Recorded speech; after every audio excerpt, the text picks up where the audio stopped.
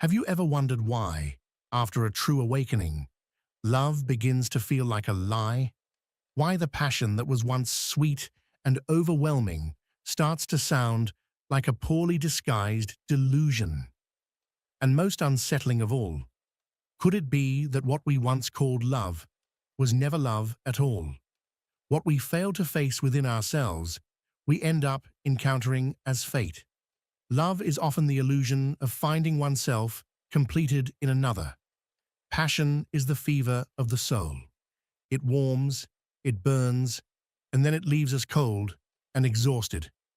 And perhaps, at some point, you too have knelt before someone, not with your body, but with a wounded soul.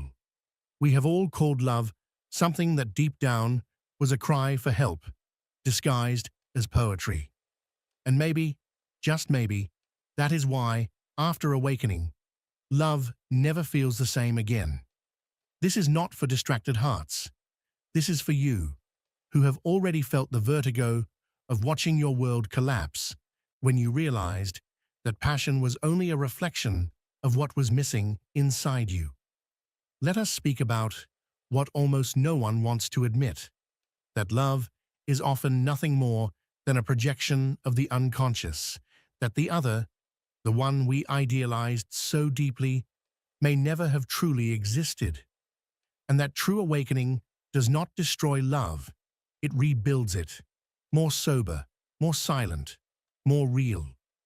This process has been described as psychic projection, though you may have felt it simply as disappointment. That bitter sensation when the enchantment dissolves and all that remains is a real human being, stripped of the glow of your fantasy. But what if this were not the end? What if it were actually the beginning of a love that no longer hurts? Today, we walk together through the ruins of romantic love, and among the fragments of illusion, we discover what remains when everything false dies. Perhaps what remains is love, or something even stranger, the freedom of no longer needing it. Falling in love is an act of faith, but sometimes it is also an act of escape. What we often call love at first sight, a magical connection, destiny, is frequently nothing more than a psychic projection. That truth is difficult to swallow. It hurts because it stirs the most beautiful memories we keep of someone. But what if those memories were never really about that person? What if what made you tremble was not their presence, but your own absence reflected there? When we fall in love, something mysterious happens. The other stops being who they are. They become an enchanted mirror, a stage where our wounds perform the role of salvation. The archetype of the savior, the ideal partner, the missing half, all created by unconscious fantasies that cry out for wholeness. These are inner images of the feminine and the masculine that live hidden within the psyche, waiting to be projected onto someone. And when someone seems to fit that invisible mold, the spell takes place. But do not deceive yourself. It is not love, it is imagination disguised as truth. You idealize, you fill in the gaps, you paint meaning where there was only silence. That look that captivated you may have been just a look, but you read it with the hunger of someone who was never truly seen. Those words, perhaps simple phrases, were heard with the ears of someone who had always waited to be chosen. And there, the silent tragedy begins. You fall in love with yourself, with parts of you that were never welcomed, with the voids that beg to be filled, with the inner child that still waits to be saved by someone who finally understands. Passion then becomes an intimate ceremony. You kneel before an altar built by your own soul and call that love. But awakening is cruel because it tears away the veil. You stop seeing the other as a reflection and begin to see them as they truly are, human, imperfect, sometimes unbearable. And when the image collapses, what remains? Sometimes nothing. That emptiness is devastating, but it is also liberating. The ego resists seeing the other clearly, because recognizing the other as they are demands that you recognize yourself, without masks, without ornaments, without the theater we call romance.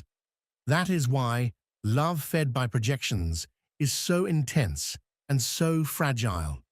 It explodes at the beginning and then implodes with the same force. The slightest contradiction in the other and everything collapses, because it was never the other you loved, it was the fantasy. And loving a fantasy is safe until reality knocks on the door. Then the impact comes. What seemed magical was only a cry from the unconscious asking to be seen. You were not in love, you were hypnotized. And when you awaken, the world feels emptier, love more distant, you more alone. Yet there is beauty in that emptiness.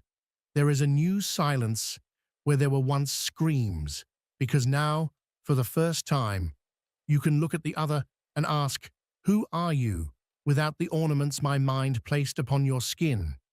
And even more, who am I when I am no longer trying to be saved? The love that is born after this awakening is not explosive. It does not seize. It does not consume.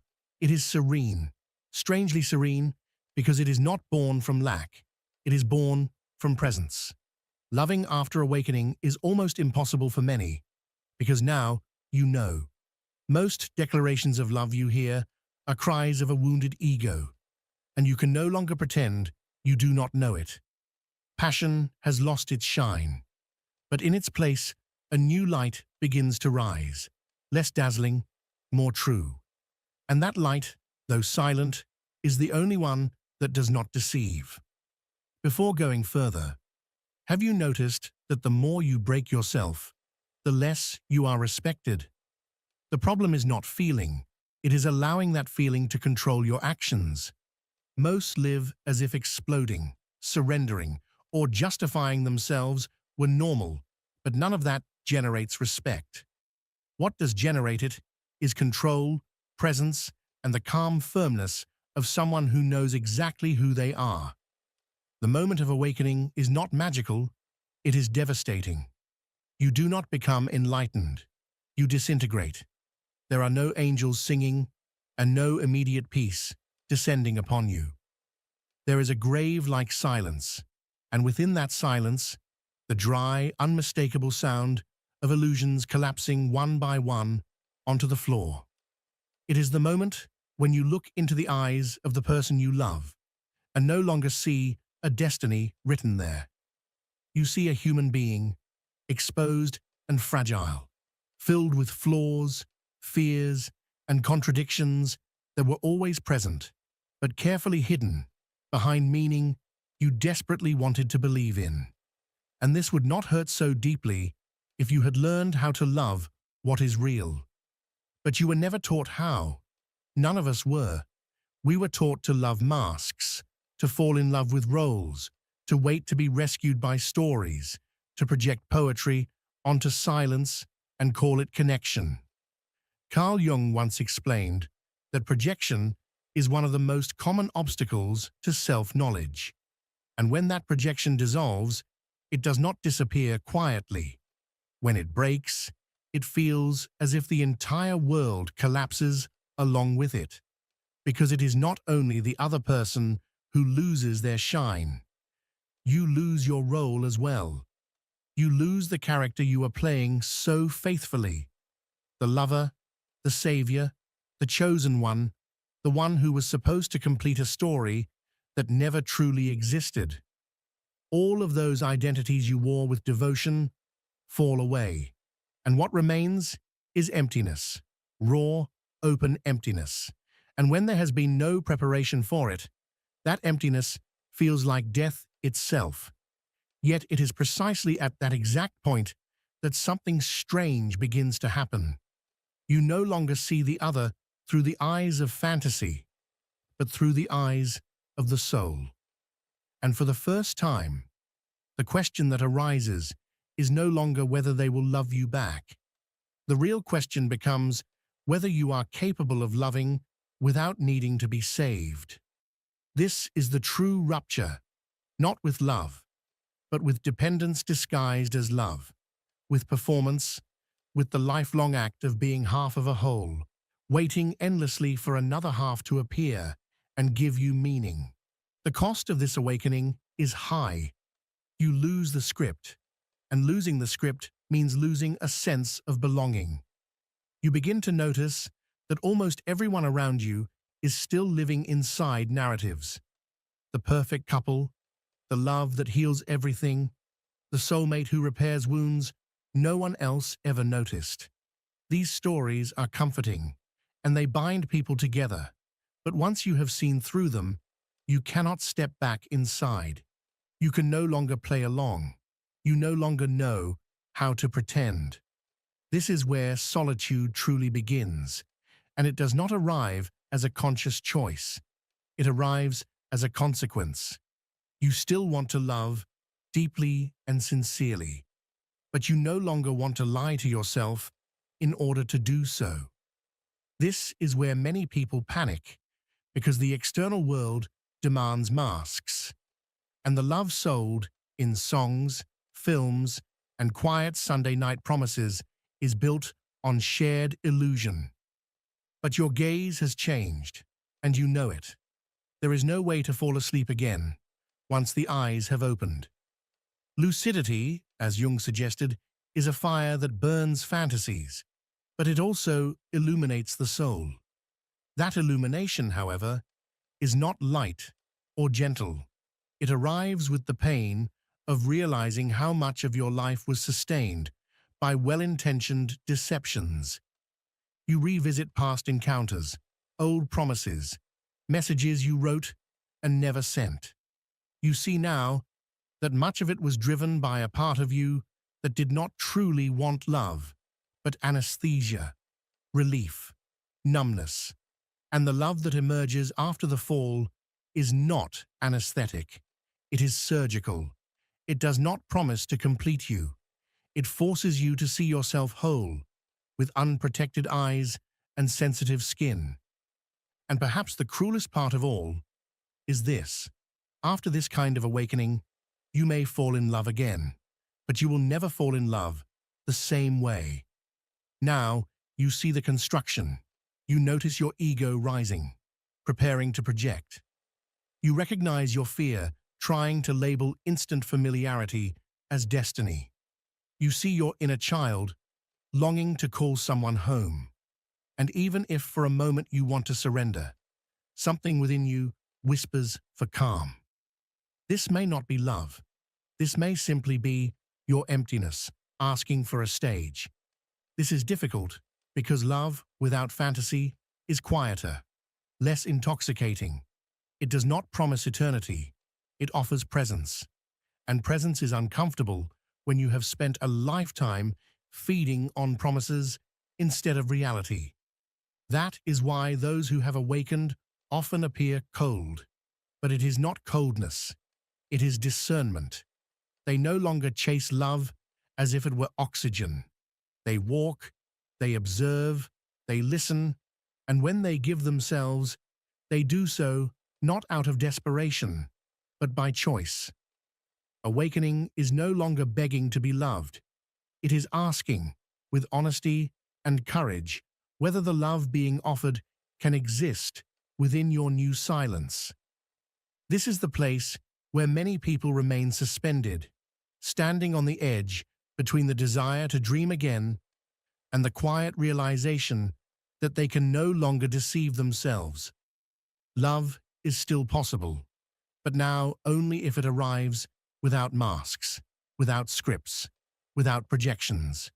Because once you have truly seen another human being without fantasy, you can no longer accept loving only half of someone, nor can you accept being only the half that someone else needs in order to feel loved. What you often call passion may actually be your shadow, screaming for attention. Carl Jung taught that within every human being there exists a hidden territory, a concealed inner landscape where we bury everything we refuse to acknowledge in ourselves. Unaccepted impulses, fears we never faced, desires we judged as unacceptable, grief that was never processed, wounds that were never allowed to heal. Jung gave a name to that territory, the shadow.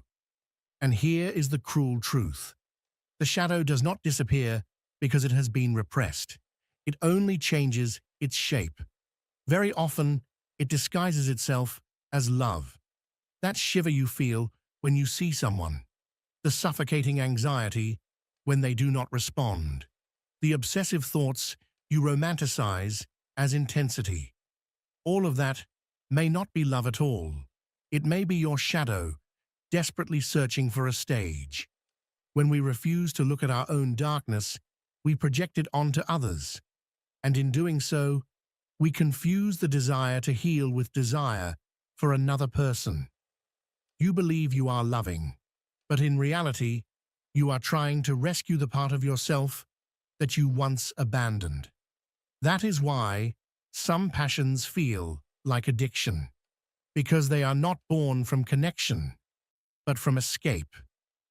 We run away from emptiness, from loneliness, from wounds that never closed. And when someone activates something inside us, we call it love. But often, it is not the person who attracts us, it is the mirror they carry. A mirror in which we unknowingly see the version of ourselves we tried to forget. The shadow demands intensity. It feeds on conflict, jealousy, drama. It survives through imbalance, because in imbalance, it gains power. And so we create relationships that resemble tragic operas. We love too much, we suffer too much, we beg too much, and we mistake that excess for depth. But it is not depth, it is the shadow performing. And when the other person fails to follow our unconscious script, pain arrives. Not because love ended, but because the illusion was threatened. For those who live from the shadow, illusion is armor. That is why so many relationships collapse into chaos. Not because there was no love, but because what sustained the bond was unresolved pain. Jung once said that what irritates us most in others is precisely what we deny within ourselves. The jealous person sees betrayal everywhere because betrayal lives inside them. The controlling person fears losing control over themselves. The emotionally deprived demand attention because they cannot tolerate their own abandonment. At some level, we are all asking another person to save us from ourselves, and we call that love. But real love does not emerge from the shadow. It is born from encounter, not escape. And when you begin to look directly at your own darkness, something fundamental changes. You stop demanding that others carry what belongs to you. You stop building relationships based on emotional urgency. For the first time, you experience presence. A presence that does not tremble, that does not feed on jealousy, that does not disguise obsession as devotion. And here is the most difficult part. After touching that clarity, most of the relationships you had before begin to feel like performances. You remember the dramatic gestures, the explosive reconciliations, the nights spent crying for someone you never truly knew. And you realize it was not love. It was your shadow begging to be seen. But now you see. And seeing changes everything. Desire loses its urgency. Passion loses its poison. And that love that once felt like a hurricane reveals itself as a cry for comfort from a part of you that was never held. From here, a new kind of freedom is born. You no longer need someone to heal you because you have begun to care for what you once hid. But that freedom comes with a cost. Superficiality becomes unbearable. You can no longer pretend everything is fine when a bond is built on lack instead of choice. Desire still exists, but now it is conscious, and that changes everything. You look at the other and you know, yes, I desire you, but not to cover a void. I desire you because I see you, and because even though I could live without you, I choose to be here. This is the love that emerges after facing your own shadow. Less spectacle, more truth. And truth, even when it unsettles, is the only ground where something truly deep can grow. There comes a point on the path where the heart, exhausted from hurting itself, finally stops, not to surrender, but to listen. And what it hears is the most feared sound of all, the silence of oneself. Carl Jung called this process individuation, the painful and sublime encounter between who we truly are and everything we have spent our lives trying not to be. It is the moment when the soul, exhausted from constantly adapting to other people's expectations, decides to return home. And on that journey, it encounters solitude, but not just any kind of solitude. It is a vast, living, almost sacred solitude, one that does not suffocate you, but expands you, one that does not punish you, but cleanses you. In that quiet inner space, you finally begin to see clearly. You realize that much of what you once called love was in truth an unconscious agreement to escape together. You were running from yourself, and the other person was doing the same. And in the middle of that shared desperation, you called the encounter passion. But passion born from absence cannot last. Individuation tears you apart because it reveals a truth that is impossible to avoid. No one is coming to save you. No one will arrive holding the key to your emptiness, because that emptiness belongs only to you, and only you can walk through it. So you begin to walk inward. You discover locked rooms inside yourself, drawers filled with memories you swore were long forgotten, letters never written, words swallowed, cries held back. You find parts of yourself frozen in old loves, suspended in moments where you abandoned yourself in order to be chosen. And there, in that silence, something unprecedented happens. You embrace yourself for the first time without bargaining, without begging for approval, without needing someone else to say, "I love you," in order to feel worthy. You learn to say it to yourself, not as cheap self-help advice, but as an act of spiritual survival. Jung taught that the self, that totality of who we are, only emerges when the person, the mask, and the shadow, everything we deny and repress, are brought together. And that integration does not happen in noisy relationships. It happens in solitude. It happens when you sit with yourself without distractions and ask the questions most people spend their lives avoiding. Who am I when no one is watching? Who am I when I am not desired? Am I still someone without a love story giving me meaning? These questions are cruel, but they are liberating, because when the answers begin to appear, even in fragments, something irreversible shifts inside you.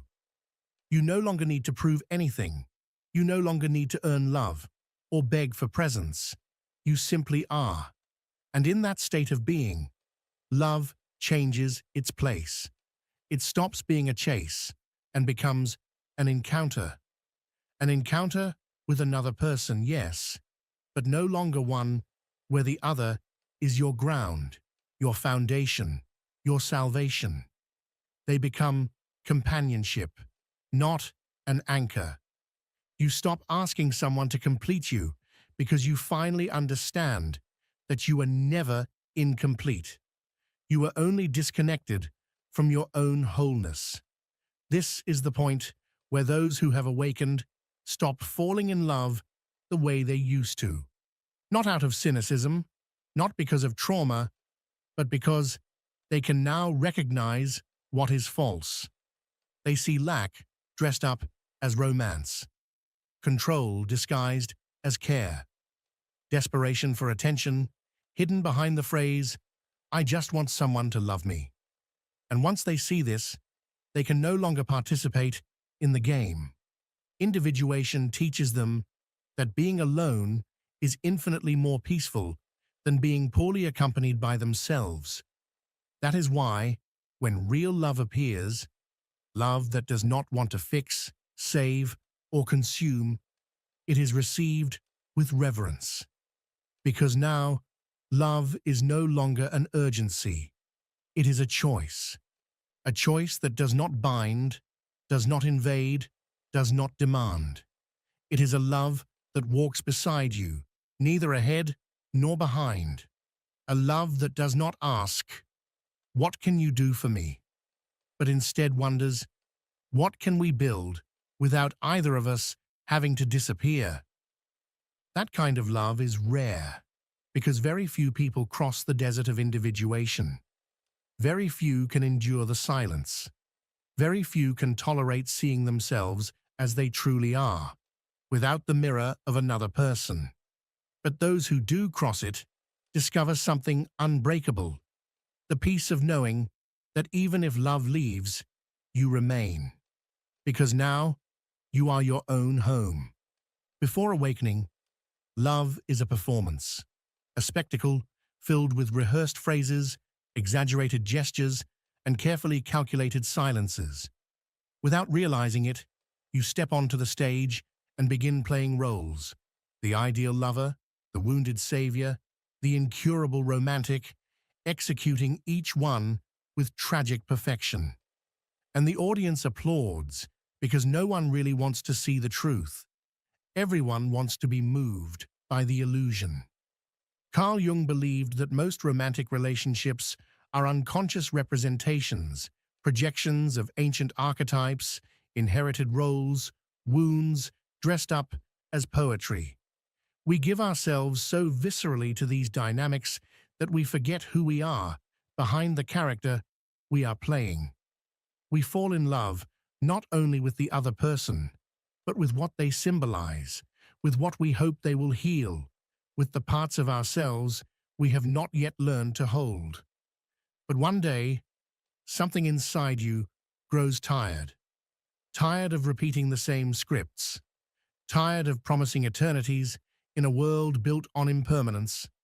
Tired of begging for love as if you were auditioning for a leading role. That day has many names. For Jung, it is the beginning of individuation. For others, it is the end of innocence.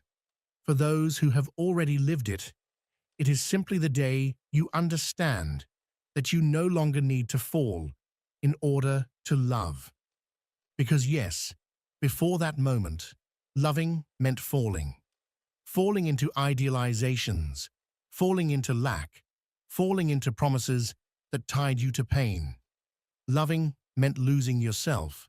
But after the stage is dismantled, after the lights go out and the applause fades, something new is born. You begin to love without needing. And that feels strange, because now love does not hurt. It does not demand epic sacrifices. There is no drama, no emotional roller coaster, no constant fear of loss. It feels almost too calm for someone who grew up believing that real love had to be intense, chaotic, and painful. And here lies the key. You are no longer trying to complete yourself. You already have yourself. And because of that, you no longer beg for emotional crumbs, nor do you shapeshift to fit inside someone else's heart. You love simply because you want to, because you can, because the presence of the other is not necessary. It is desired. And there is an immense difference between those two states. When love is not born from lack, it is clean. There is no jealousy disguised as care. There is no control masked as protection. There is no fear dressed up as eternal promises. You no longer need guarantees of forever because you understand that the present moment, lived fully, is worth more than any vow made out of fear. Love, after awakening, becomes a choice, and choosing requires awareness. That is why it feels so unfamiliar. Most people are still on the stage, afraid of silence, afraid of reality, afraid of not being loved. But those who have looked behind the curtain know that what once seemed like love was often just performance. And when you step down from the stage, you finally breathe again. You realize that you no longer need to conquer anyone, prove your worth, or hurt yourself to be seen. You exist as a whole being, and anyone who wishes to walk beside you must arrive whole as well. This kind of love is different. It does not promise eternity, but it also does not threaten to leave at the first disagreement. It does not ask you to dim your light to be accepted. It illuminates you and asks for truth. That is why awakened people seem difficult to love. They cannot be seduced by performances anymore. They no longer buy tickets for that theater. They prefer honest silence over rehearsed beauty. They seek presence, truth, and conscious choice. And that is frightening, because most still long for the fairy tale, the passion that drives you mad, the fight that reignites desire, the disappearance that fuels nostalgia. But those who have awakened do not want manufactured longing. They want peace, and peace does not sell tickets. That is why so many walk alone, because loving after awakening requires emotional maturity. It requires the courage not to depend, the clarity to stay without imprisoning. Few are ready for that, but those who are discover that the rarest love is not the one that makes you fall, but the one that keeps you standing beside another, not out of desperation, but out of choice. Choosing someone without needing them is the freest act of love that exists. So why do the awakened no longer fall in love the way they used to? Perhaps because now they see, and seeing is often the end of illusion, but the beginning of lucidity. After the veil falls, love does not die. It transforms from fever into a slow, steady fire, from urgency into presence, from dependence into sharing. Love still exists, but now it walks barefoot, without masks, without unconscious contracts, without the rush of someone who feels empty inside. For the awakened, love stops being an accident and becomes a clear, sober, and profound decision. That is why it is so rare, because it requires the courage to walk without the crutches of the ego. It requires that you have become your own home before inviting someone else to enter. Carl Jung, with a wisdom that transcends time, showed us that the truest love is not the one that overwhelms us, but the one that finds us when we are no longer trying to lose ourselves. And perhaps that is the silent revolution of conscious love. You do not fall. You do not surrender out of lack. You choose. And choice, when born from freedom, is the purest form of love that can exist. If you made it this far, perhaps this subject touched a place no one else sees. That quiet space in your chest you do not know how to name, but deeply feel. I have been there too. I remember a night, sitting on the floor of my dark room, holding my phone, waiting for a message that would never come. It was not only about the person, it was about everything I had projected onto them. Salvation, validation, the naive hope that someone would finally see me. But that night, the one who saw me was the mirror, and there was no one there but me, wounded but alive, confused but finally awake. Without knowing it, that was the night my awakening began. And being here now, sharing this path with you, feels like traveling back in time and whispering to the version of myself from that night. You are going to be okay. It will hurt, yes, but one day you will be grateful that you stopped falling in love the way you used to. Thank you for letting me enter your silence as well, for listening with your soul, for not looking away from truths that frighten but liberate. If this resonated with you, share what you feel. Sometimes a single honest sentence is all someone needs to stop pretending they are not exhausted from hurting themselves in the name of love.